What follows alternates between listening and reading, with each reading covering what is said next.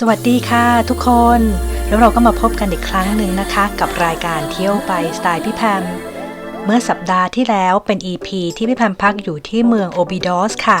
และในบ่ายวันนี้ก็กำลังเดินทางขึ้นมาทางเหนือเพื่อมุ่งหน้าไปยังเมืองโทมาค่ะ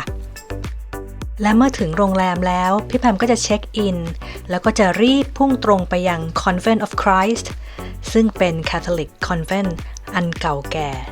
ซึ่งก็ถือเป็นป้อมปราการในยุคสมัย Medieval ค่ะและอีกทั้งยูเนสโกก็จัดอันดับให้เป็นหนึ่งในมรดกโลกอีกด้วยค่ะพอพี่แพมเช็คอินวางกระเป๋าเรียบร้อยก็รีบมุ่งหน้าไปยัง Convent of Christ ทันทีค่ะถนนหนทางดูเงียบๆนะคะคนไม่พลุกพล่าน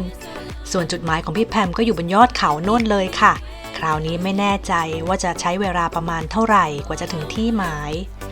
เพราะรายทางพี่แพมก็เดินหยุดตามเคยค่ะเพื่อดูกำแพงเซรามิกฟ้าขาว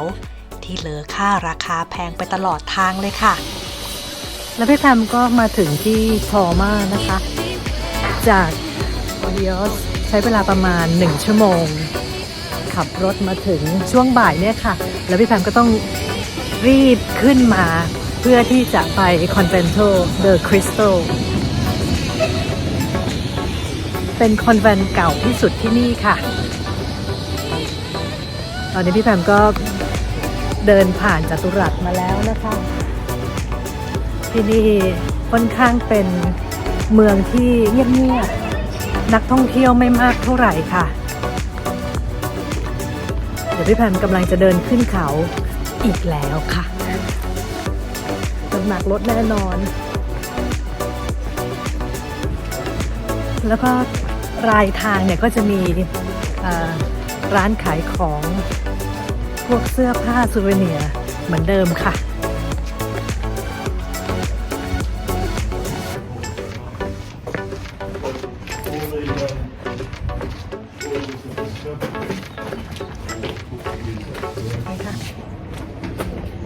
เอาละค่ะเริ่มเดินขึ้นแล้วค่ะ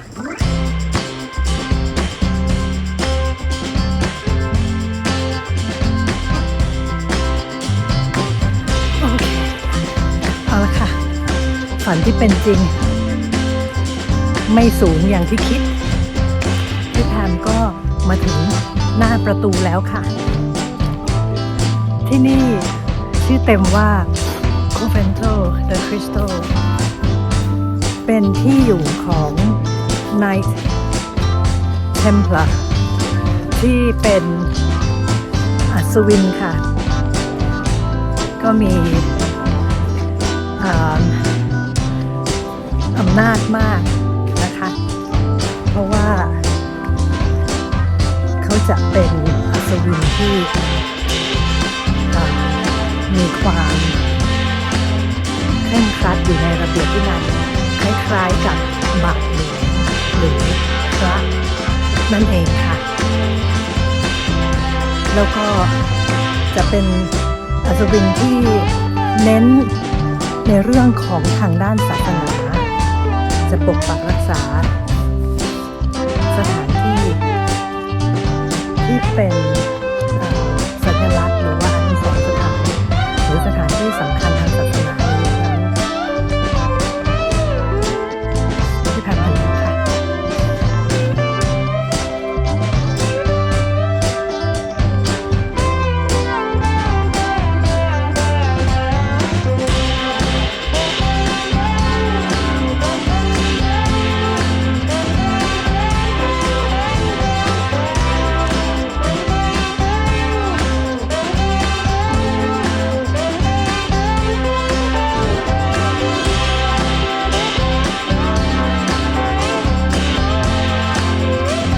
พี่แพมก็เข้ามาถึงทางด้านในแล้วนะคะพี่แพมจะเล่าให้ฟังอีกครั้งหนึ่งเมื่อสักครู่แบบหายใจไม่ทันเดินเร็วมากแล้วก็ทางชันมากค่ะจากด้านล่างKnight Templar ก็คือเป็นอัศวินผู้ที่เคร่งครัดในเรื่องของการปฏิบัตินะคะก็คือคล้ายๆกับพระสงฆ์บ้านเรานะคะแต่ว่าคงไม่ขนาดนั้นแล้วก็อาจจะคล้ายๆกับ บาทหลวงแล้วก็ที่สำคัญคือเป็นนักรบ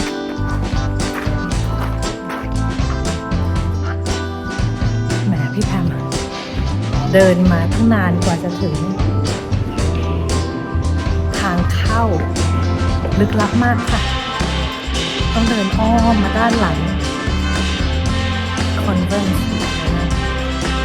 ที่แพมจะให้ดูว่านี่มันเป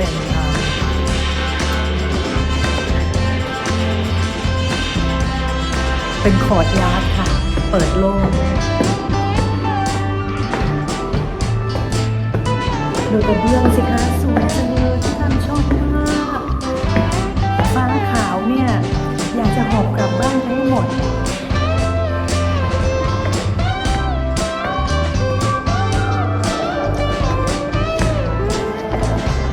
พี่แพมจะเล่าให้ฟังอีกครั้งหนึ่งนะคะสำหรับ Knight Templar ในยุคนั้นช่วง 11th century จะมี Knight Templar ก็คือเป็นอัศวินหรือนักรบที่เคร่งศาสนานั่นเองค่ะและนี่ก็คือสถานที่ที่เขาอยู่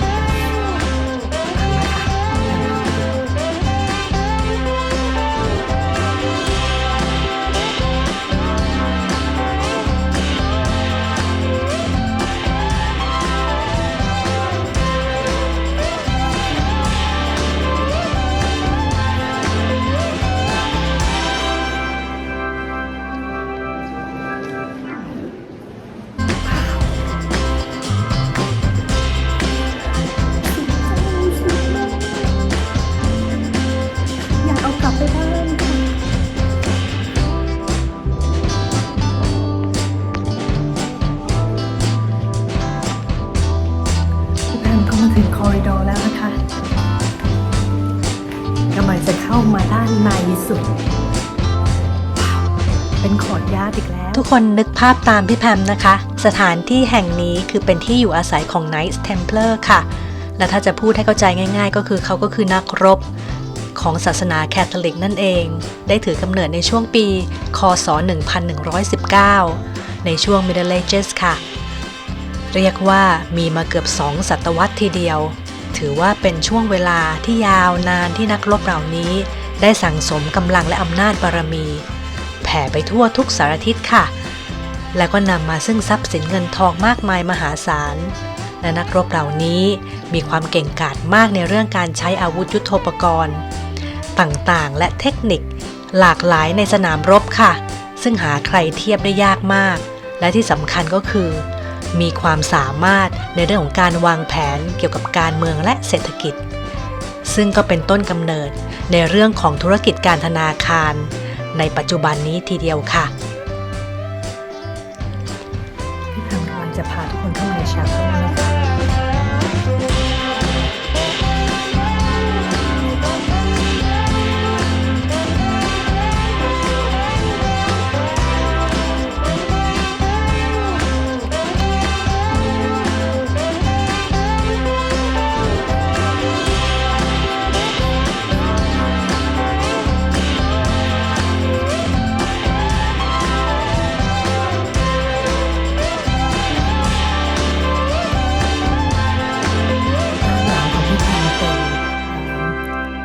โบสถ์ขนาดย่อมนะคะแต่จริงๆแล้วเนี่ยไม่ได้ย่อมเลย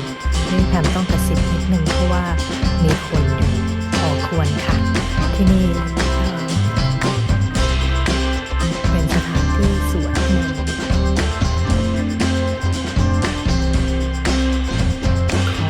ของKnight Templarสมัยก่อนค่ะเดี๋ยวพี่แพมจะเข้าไปขอพรค่ะ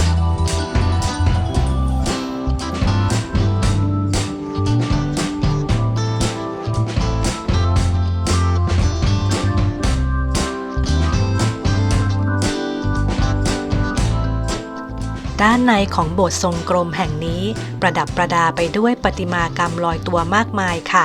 ในสไตล์กอธิกมานิเวลีนส่วนการลงสีนั้นก็ได้มาทำที่หลังเพราะว่ามีการตกแต่งและซ่อมแซมโดยกษัตริย์มานูเอลที่1ค่ะในปีค.ศ. 1499และส่วนพื้นที่ที่ติดกันนี้ ก็จะเป็น Manual ที่ 1 Chapter House ซึ่งได้สร้างในปีที่ไล่เลี่ยกันค่ะเดี๋ยวสักครู่พี่แพมก็จะพาทุกคนลงไปดูด้านล่างค่ะ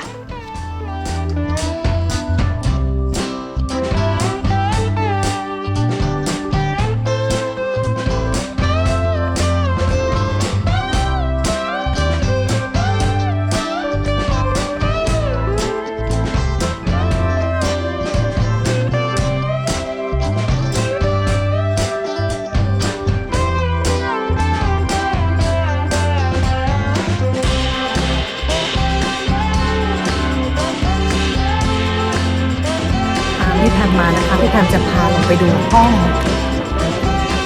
ขณะนี้พี่แพมพาทุกคนลงมาด้านล่างนี้แล้วนะคะจะบอกว่าสมัยก่อนนี้ในช่วง11 century เนี่ยเป็นสถานที่ประชุมสำหรับบุคคลสำคัญรวมถึงกษัตริย์ในประเทศนี้ด้วยค่ะเดี๋ยวพี่แพมจะพาใครนึกภาพ Knights Templar ไม่ออกนะคะพี่แพมได้อินเสิร์ตภาพเอาไว้ด้านท้ายรายการแล้วค่ะนักรบเหล่านี้เขามีเน็ตเวิร์กกระจายไปทั่วภาคพื้นยุโรปทีเดียวค่ะนับพันคนในสมัยนั้นนักรบเหล่านี้ก็ใส่แมนเทิลหรือเป็นเสื้อหรือผ้าคลุมสีขาวยาวถึงพื้นมีสัญลักษณ์กากบาทสีแดงอยู่ตรงกลางหน้าอกค่ะในวันนี้พี่แพมก็ต้องขอบพระคุณทุกคนที่ติดตามชมมาโดยตลอดค่ะพบกันใหม่วันอังคารหน้าที่ Maldives นะคะ